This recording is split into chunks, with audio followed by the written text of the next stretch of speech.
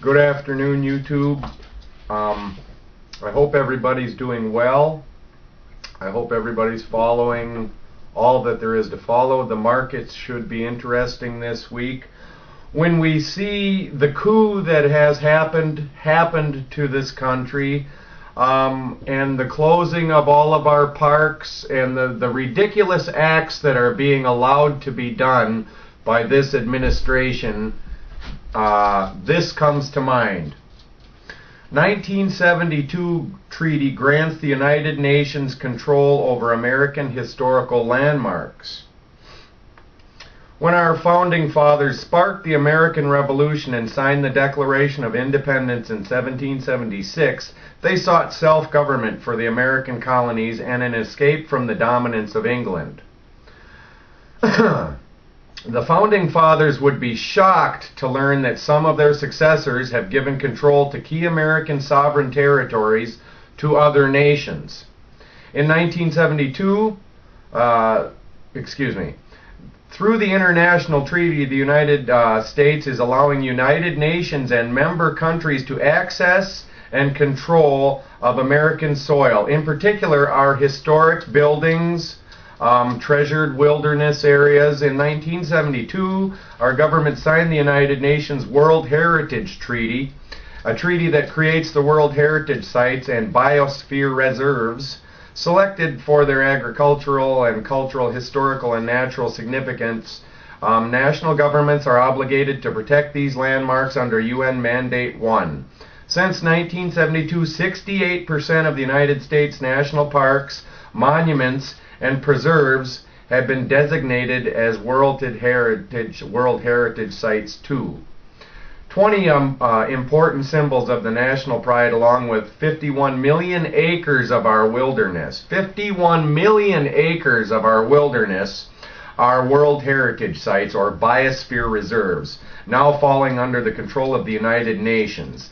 This includes the Statue of Liberty, the Thomas Jefferson Home in Monticello, the Washington Monument, the Brooklyn Bridge, Yellowstone National Park, Yosemite, the Florida Everglades, the Grand Canyon, to name just a few.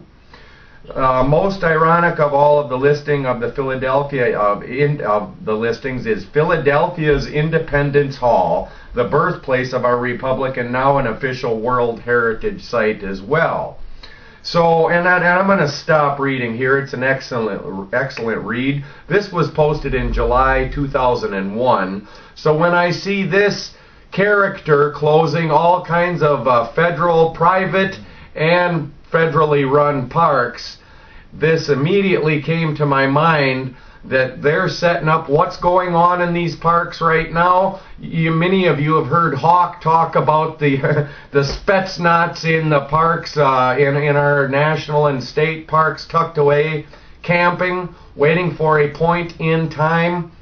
With what we have right now unfolding, and this tit-to-tat over Obamacare, the big banks, as some are reporting, are probably gonna put some turmoil in the market this week. This completely gives him access to set up for a martial law like most of this country's never seen and won't be expecting whatsoever. I'd be curious to see what's going on deep into these parks right now. And you can certainly bet that there is truth to these stories that we've heard for a long time. The one that I'll refer to again, the Spetsnaz in national parks in Upper Peninsula of Michigan, even where I reside, you know.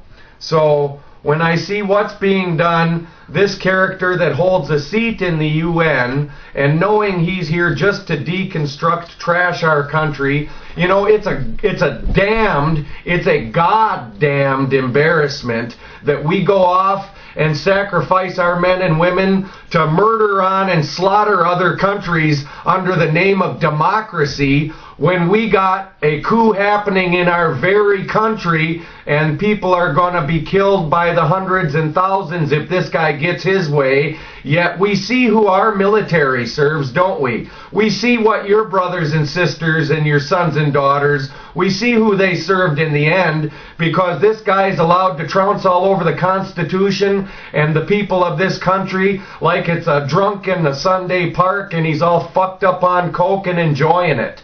You know, it's an embarrassment to see. We deserve everything we got if nobody stands up for this, against this.